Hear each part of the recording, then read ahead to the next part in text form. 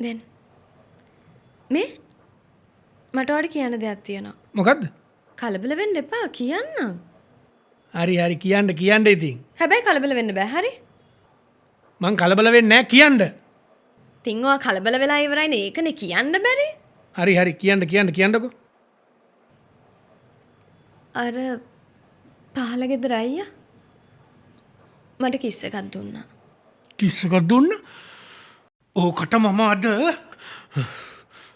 ඔච්චර දඟලන්න ඕනේ නෑ මං ඒකේ මනසට අපහු දුන්නා. ඈ